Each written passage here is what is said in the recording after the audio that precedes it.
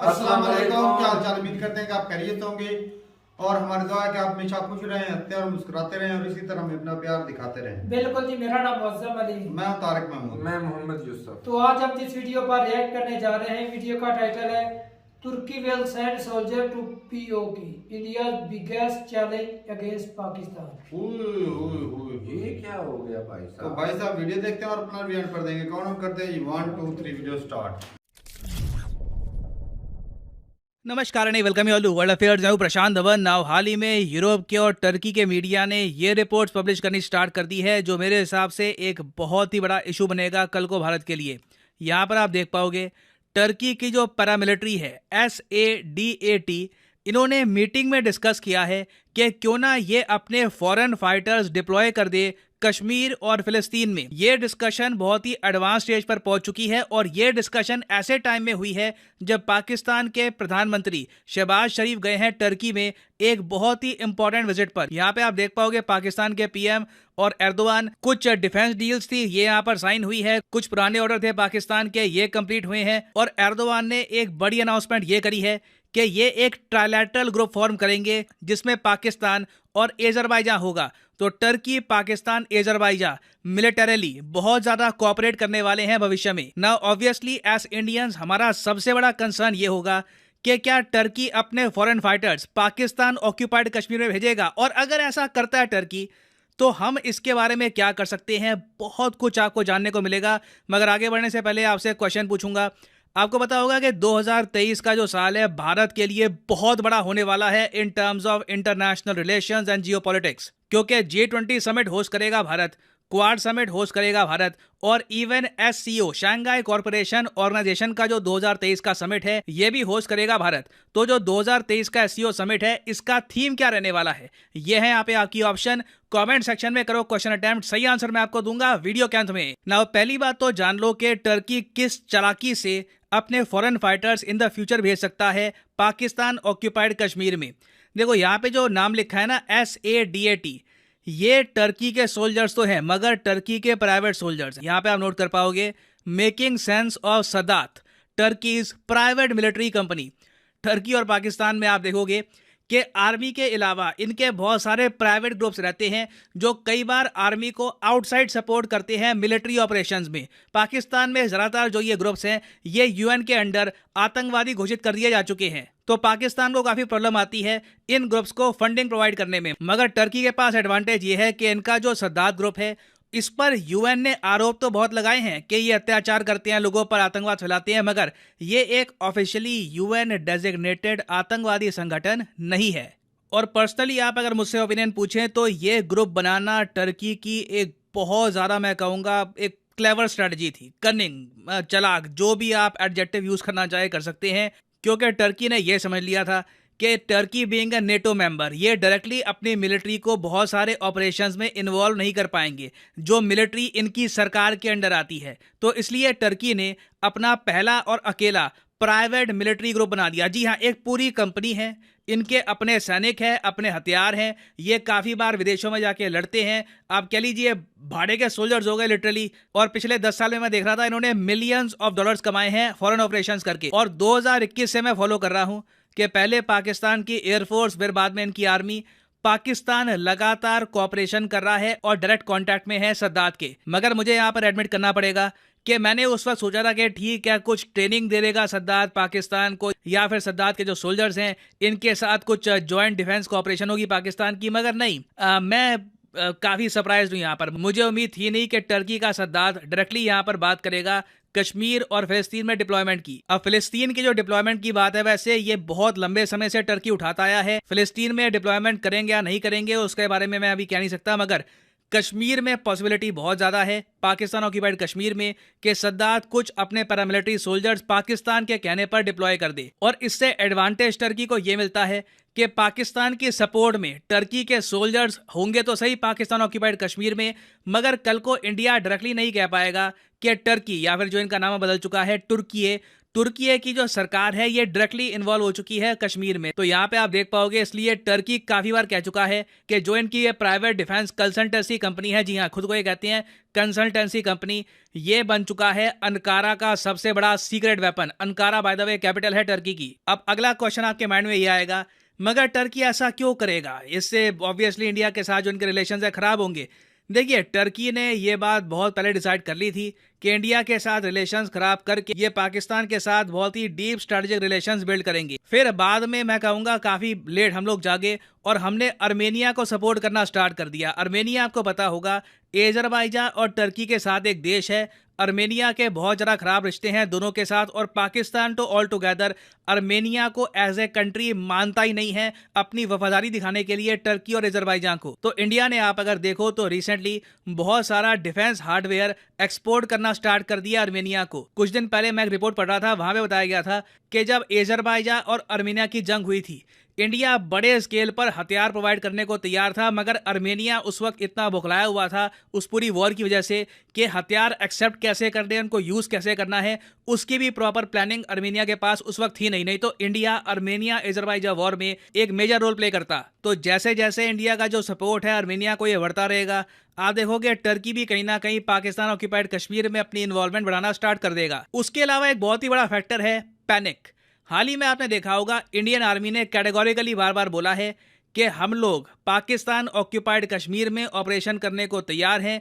जैसे ही top level से order आएंगे इंडियन आर्मी आगे मार्च करना स्टार्ट कर देगी। ऑब्वियसली पाकिस्तान जो आज के समय बहुत ज़्यादा खराब आर्थिक स्थिति में है, इंटरनली आप अगर देखो पाकिस्तान बहुत डिवाइडेड हो चुका है, इनके खुद के लोग इनकी आर्मी का सपोर्ट नहीं कर रहे, तो पाकिस्तान के लिए ऐसी स्टेटमेंट काफ़ी फ्रैटनिंग है। तो बिल्कुल पाकिस्तान की सरकार टर्की के पास गई होगी हेल्प के लिए, और टर्की ने कहा होगा डायरेक्टली तो नहीं मगर इनडायरेक्टली अपने सोल्जर्स भेज सकते हैं हम पाकिस्तान ऑक्यूपाइड कश्मीर में। अब यहाँ पे आपका क्वेश्चन आएगा कि इंडिया के सामने अब क्या ऑप्शन बचती है। देखिए, हमारे सामने मेरे हिसाब से एक प्रॉपर रोड मैप तैयार हो चुका है कि पाकिस्तान के साथ टर्की भी एक फ्रेंडली कंट्री नहीं रहा भारत के लिए। तो भारत एक काम ये कर सकता है कि टर्की जो अभी के लिए एफएटीएफ की ग्रे लिस्ट में है, इंश्योर किया जाए कि टर्की एफएटीएफ की ग्रे लिस्ट में रहे बहुत लंबे समय तक, ताकि फाइनेंसिंग करने में ऐसे ग्रुप्स को इनको कुछ ना कुछ प्रॉब्लम्स आए। दूसरा काम हम ये कर सकते हैं कि रशिया के साथ, जी हाँ रशिया, देखिए रशिया की इन्वॉल्वमेंट मैं कहूँगा इन द फ्यूचर बहुत बढ़ने वाली है, क्योंकि अर्मेनिया देश का बहुत ही बड़ा सिक्योरिटी प्रोवाइडर है रशिया। एक्चुअली अजरबैजान जब अटैक करा था अर्मेनिया को, तब उस वक्त बाय डिफॉल्ट रशिया को रक्षा करने के लिए आना था अर्मेनिया की, मगर सिंस आज के समय रशिया बिजी है यूक्रेन में, तो रशिया कुछ ज़रा कर नहीं पाया। तो कहीं ना कहीं इंडिया को रशिया के साथ बैठ के बात करनी होगी कि अर्मेनिया एक ऐसा देश जो आपके लिए और हमारे लिए दोनों के लिए इंपॉर्टेंट है, कैसे भारत और रूस दोनों मिलकर इसकी सिक्योरिटी, इसके डिफेंस को और ज़रा स्ट्रॉन्ग कर सकते हैं। और इससे आप देखोगे वापस घूम फिर के ना पाकिस्तान बिल्कुल रशिया के अगेंस्ट खड़ा हो जाएगा जियोपॉलिटिकल इंटरेस्ट के मामले में। और लॉन्ग टर्म में मैं आपको बता दूं एडवांटेज इंडिया के पास होगा, जो ज्यादा बड़ी वर्ल्ड पावर्स हैं वो इंडिया के पक्ष में खड़ी होंगी। तो ये अपने आप में देखिए चैलेंज तो है, बहुत ही बड़ा चैलेंज रहेगा इंडिया के सामने, बट वी हैव ऑप्शंस और देखते हैं in the future how we play out our options. इस पर मैं updated videos in the future लाता रहूंगा। नाउ फाइनली वापस आते हैं अपने क्वेश्चन की तरफ कि एससीओ समिट 2023 का थीम क्या होगा। तो सही उत्तर यहाँ पे है option A, for a secure SCO.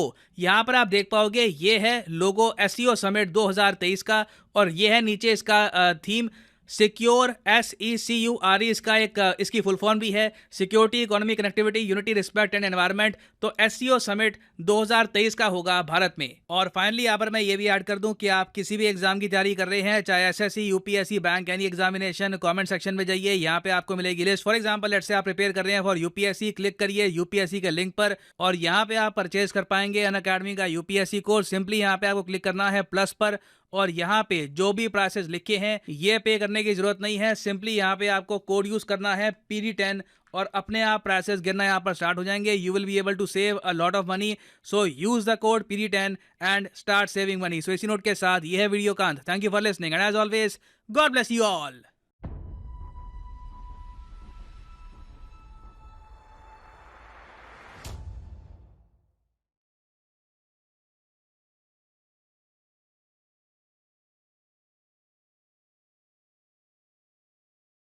Ji video खत्म हो गया और भाई साहब ये किस तरफ चल पड़े भाई। अरे कितनी मुश्किल से ग्रे लिस्ट से निकले हैं भाई हम। और चलो ग्रे लिस्ट से निकले हैं तो भाई साहब ये भी तो है ना कि तुर्की फिर वापस कहता है कि इंडिया हम ग्रे लिस्ट में आ इंडिया ने गए। धमकी दी है तो भाई साहब हमारे लोगों ने भी तो कोई हाथ पे हाथ धर के थोड़ी बैठना है, कुछ ना कुछ तो करके दिखाना ही है। सही है। और ये गेम मतलब कि अमन खराब होगा खित्ते में, फिर अमन जो है ना वो नहीं रहने वाला। ये एशिया जो है ना कभी भी सुपर पावर नहीं ले सकेगा। जिस तरह प्रशांत सर बोल रहे थे कि इंडिया को और रशिया को मिलके आर्मेनिया को सपोर्ट करना चाहिए, जिस तरह मेरे ख्याल में करता रहा ना पूरी support दुनिया करती है यूक्रेन यूक्रेन को करती रही है, उसको उनके करा। दांत निकलवाए हैं और उनकी हाँ। जबान भी कटवाई है।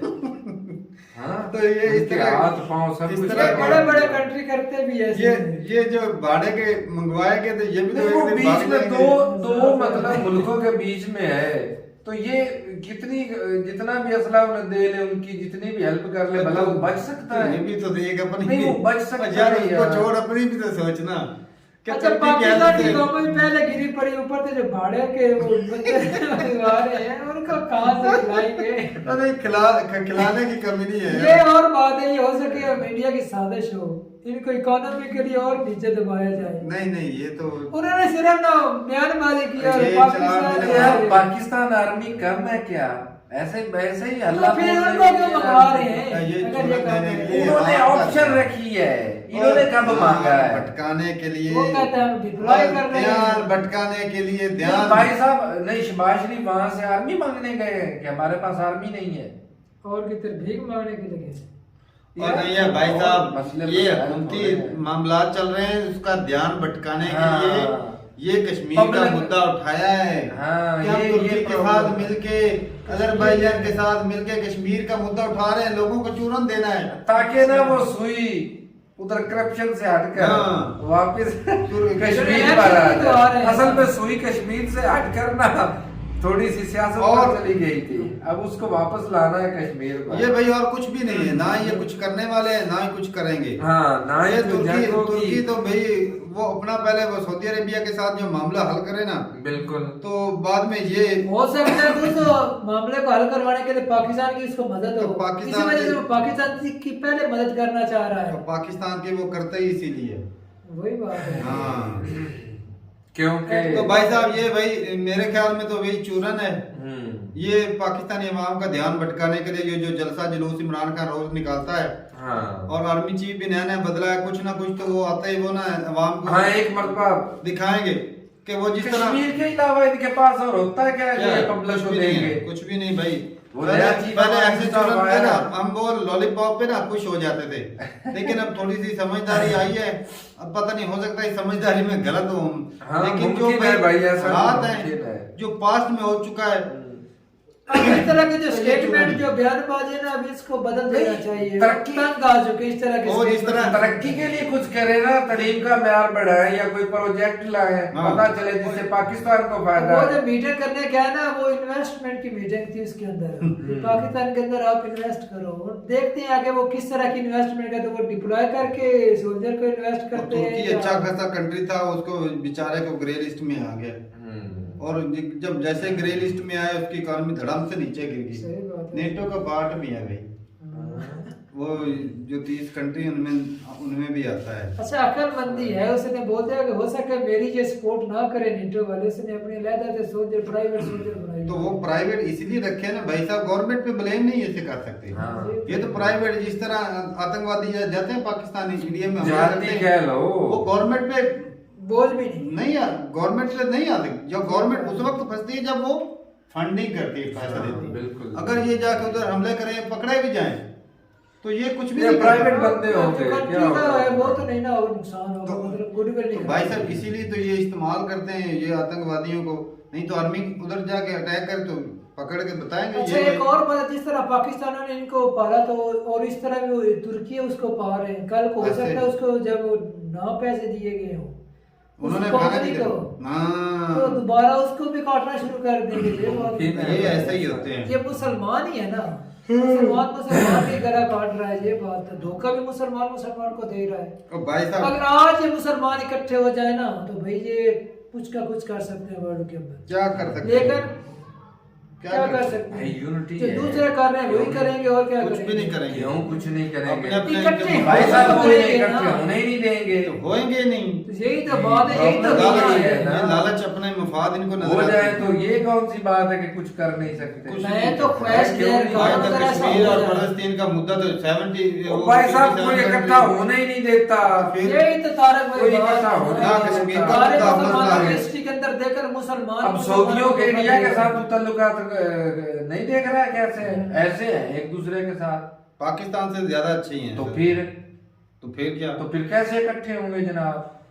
कैसे मसले मसाइल हल होंगे? तो अपने मफाद देखते हैं, तिजारत किधर है, फायदा कहाँ से वही मिलेगा? बात है ना भाई साहब। और बजाय पाकिस्तान मिलकर दूसरे कंट्रियों के साथ लड़ने और या उनके पाकिस्तान साथ तो ये बात करने के- 57 कंट्री वो कहते हैं ना कि बिगड़ी औलाद होती है जो सिर्फ नुकसान ही करती है। हाँ, ये तो- पाकिस्तान तो वो औलाद है जो कहते हैं वो ना वो बेकार जो औलाद होती है ना, वो जो पैसे जाया करती है, जो लानते दिलाती है, इधर लड़ाई इधर झगड़ा, बस वही ये वो वाला है जो 57 कंट्री उनमें से पाकिस्तान ऐसा है जो मतलब नलायक इसकी बच्चा होता वैल्यू ही है। कोई नहीं भाई। अगर ये न्यूक्लियर ना होता तो इसको किसी ने मुंह ही नहीं लगाना, तो इसकी वजह से थोड़ा बहुत मुंह लगा लेते हैं। तो ठीक है भाई साहब, अपनी राय जरूर बताइए कमेंट सेक्शन में। मेरे हिसाब में तो भाई साहब ये चूरन है बिल्कुल जी, पाकिस्तानी बिल्कुल। अवाम के लिए, क्योंकि आर्मी चीफ नया नया बदला है तो कुछ ना कुछ तो थोड़ा सा ना कश्मीर की ना बात उठानी पड़ेगी। हाँ। वरना ये करेंगे कुछ नहीं। इतने 75 साल गुजर गए, कुछ नहीं कर सके तो अब क्या करेंगे? अरे किस बयानबाजी से क्या हो तो ठीक है भाई साहब, मिलते नहीं वीडियो के साथ, तब तक के लिए इजाजत दें। अल्लाह हाफिज़। हाफिज़।